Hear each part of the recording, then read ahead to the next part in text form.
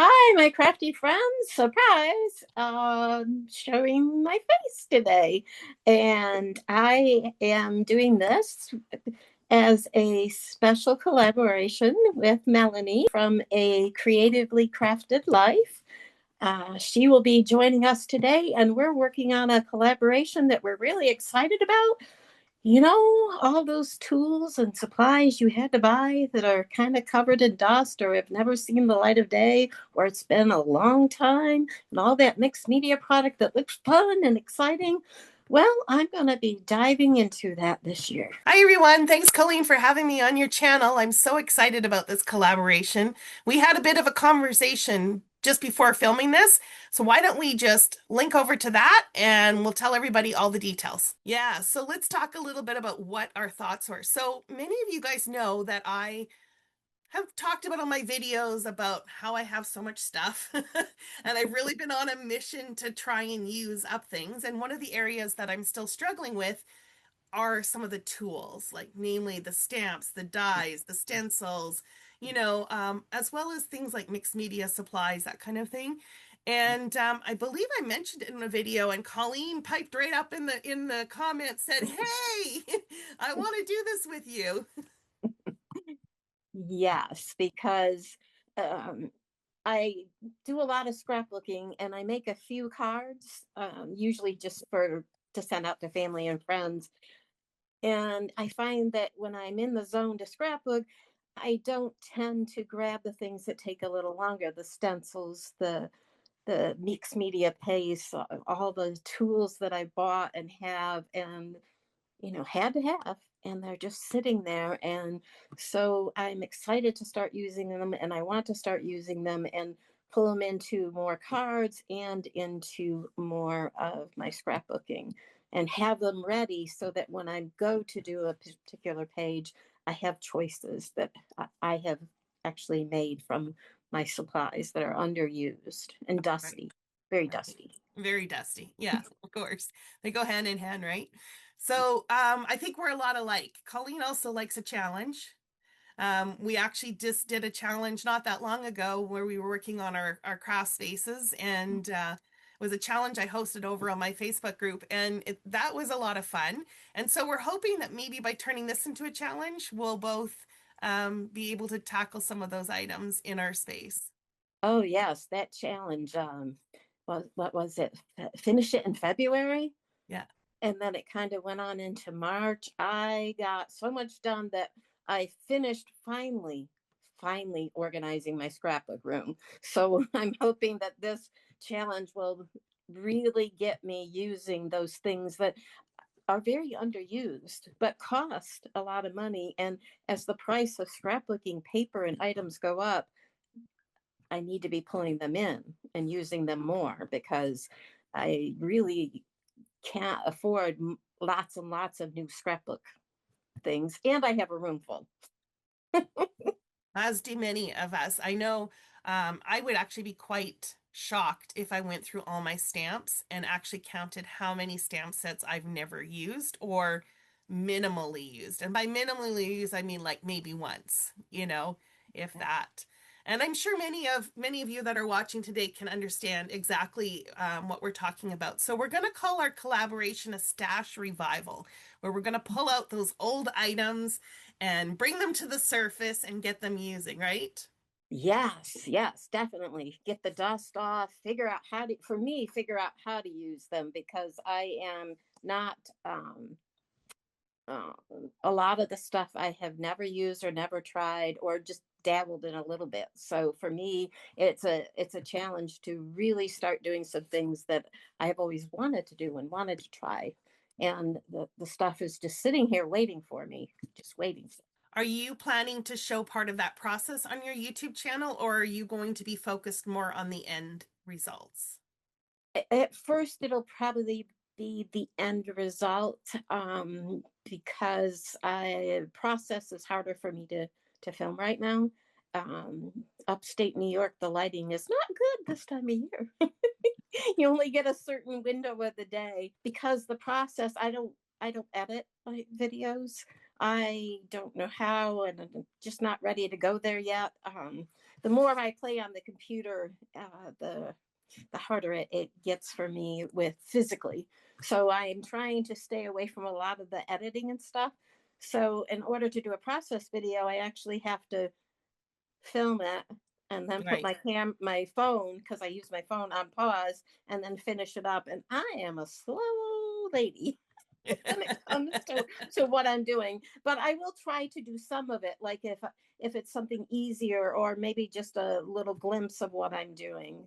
I'm going to try to work that way, but I know at the beginning it for me it'll be more of a share of the process.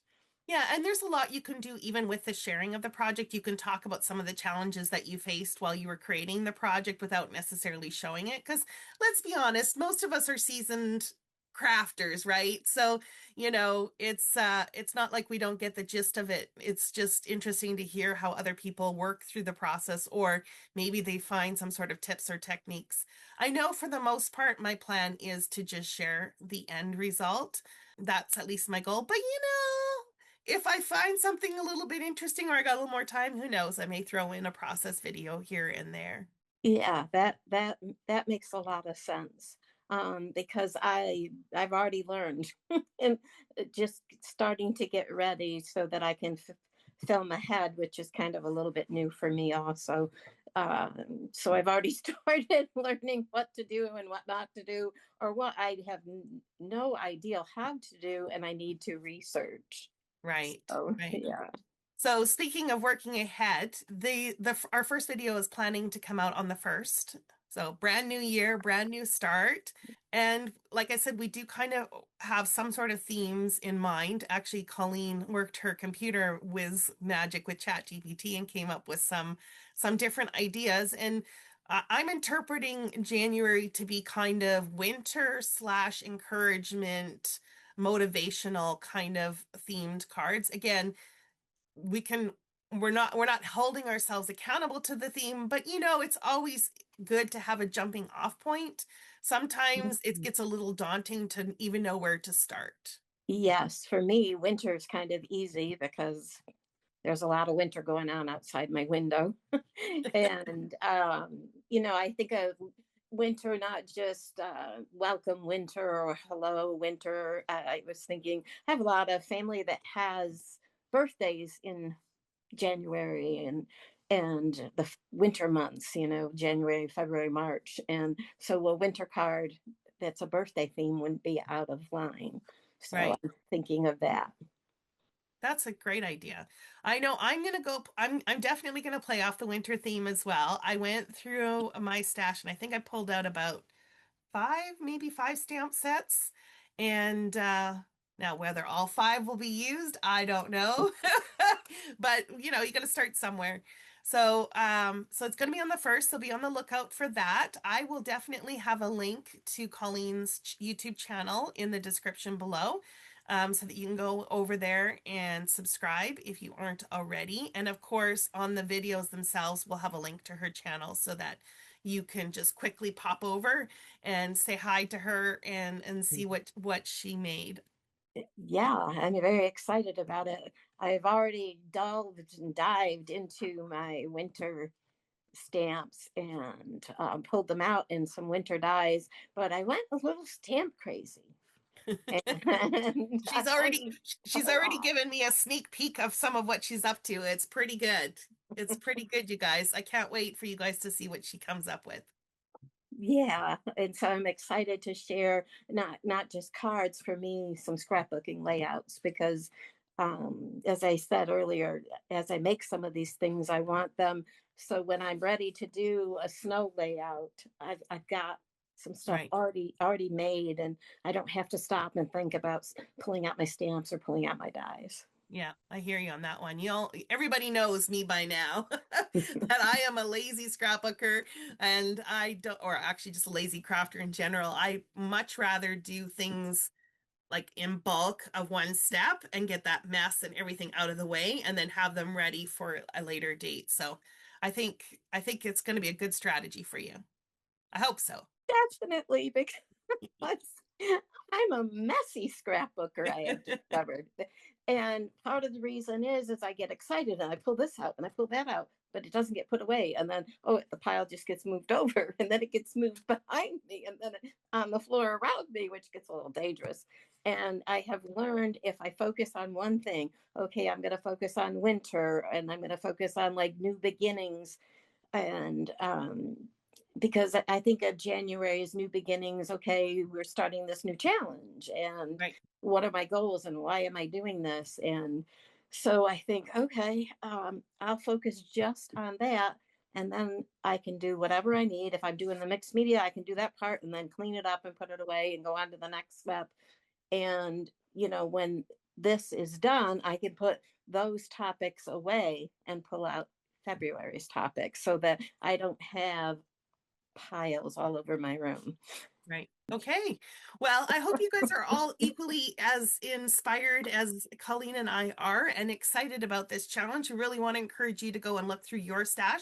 Maybe pull out some winter themed or encouragement themed, new beginnings, that kind of themed ideas for January and play along. So that is going to be it for today. Again, look for our videos coming out on January 1st.